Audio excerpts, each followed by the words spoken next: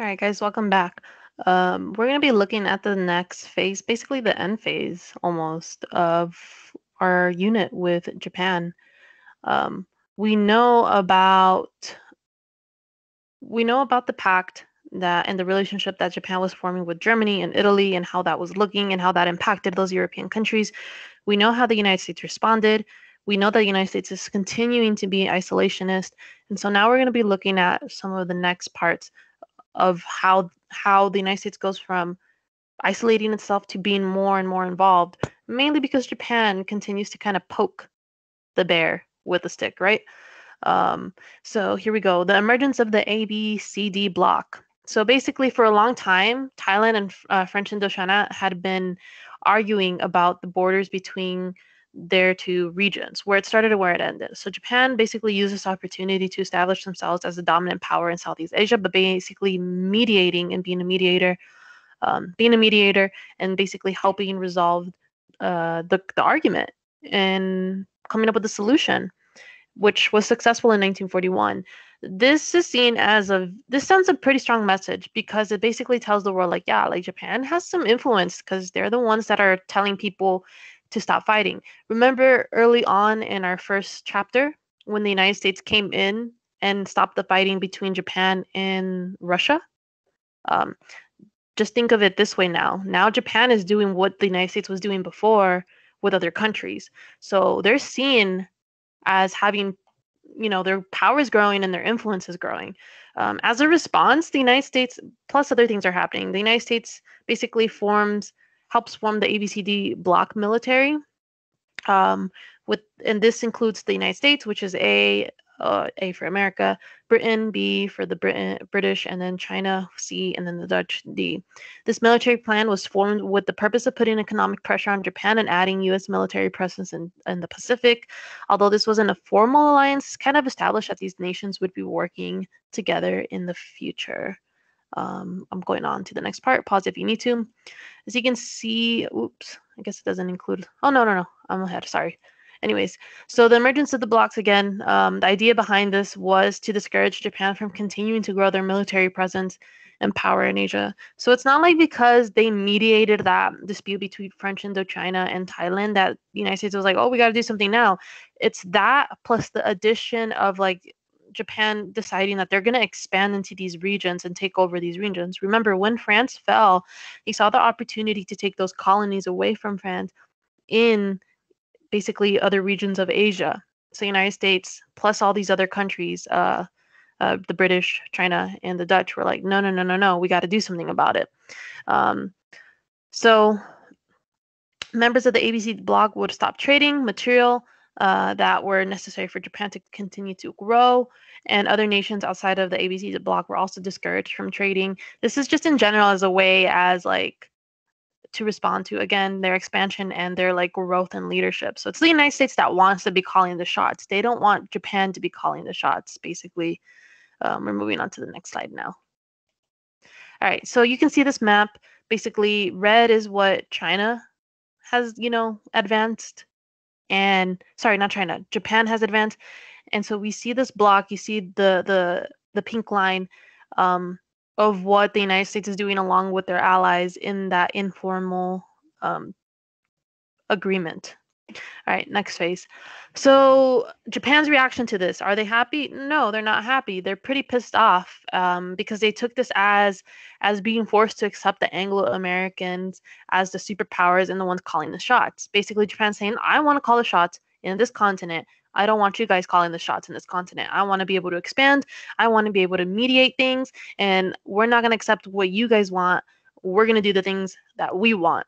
And so basically that's Japan saying like, F you guys, like, no, you do your thing in your corner of the world, but you're not going to rule all over the world. Whether you agree with that, yes or no, but remember Japan does a lot of really crappy stuff too. At this point, Japan was in an alliance with Germany and Italy, and they did not think that the US would try to declare war because of this. I already mentioned that before. Basically, they thought that aligning south with Germany kind of made the United States hesitant. In a sense, they weren't wrong, though, because President Roosevelt at the time was committed to peace and wanted to come up with a plan to delay or prevent war in the Pacific by using sanctions instead of military force. Sanctions is basically not allowing certain things or all things to be traded um, to whatever country they're placing a sanction on. So this case, Japan, basically saying we're not going to trade all of these materials that you're necessary for your growth um, unless you listen to what it is that we want. Despite thinking that the U.S. wouldn't declare war, Japan still planned as if war was going to happen.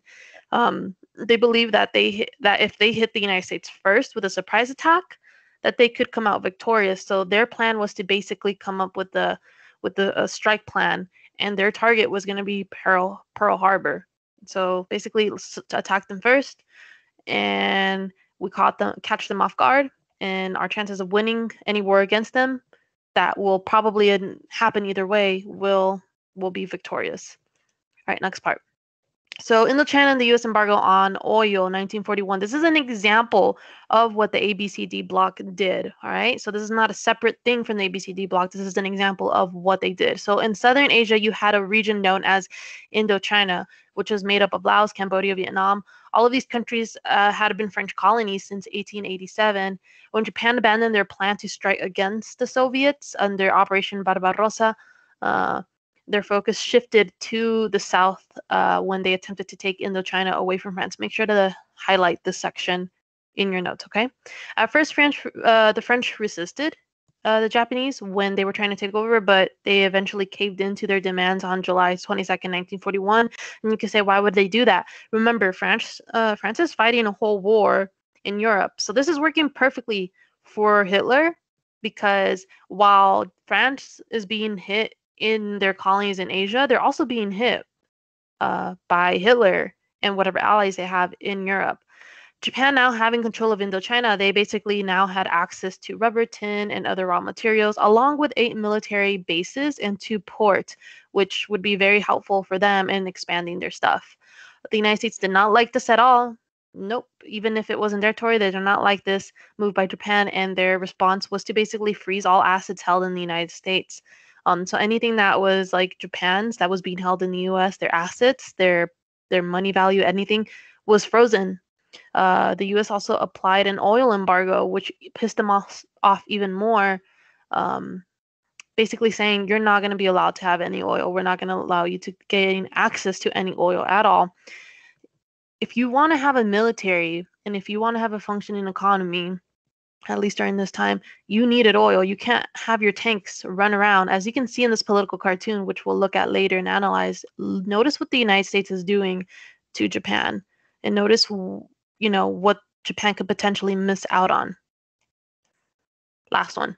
All right, so Japan considered the freezing of their war assets along with the oil embargo as an act of war. Basically, Japan said, you're not shooting guns, your bullets at me, but you might as well be. If the oil embargo was not lifted, then Japan, along with its military, would run out of oil by December of that year. So it's not like their military tanks were the only ones being impacted. I mean, the entire country of Japan needs oil as well. People driving their cars or whatever it is that they use oil for over there. Some within the Japanese military wanted to avoid war, but for many others, they were left with no choice. On September 1941, a compromise between the sides that wanted war versus the sides that did not want war basically came to an agreement, a compromise. Japan would get ready for war by the end of October. Negotiations with the United States would continue until then. And if they were unsuccessful, then they would go to war. But if they were successful, then they wouldn't go to war. The only way that they'd consider this successful is basically if the United States would end all of the Anglo-American aid to China. So stop giving money to China because we don't like China and we want to take over China. Stop increasing your military presence in Asia. So the United States and the British had to basically agree to end their military presence in Southeast Asia and end all economic sanctions against Japan. So everything that they put a sanction on, including oil, had to end.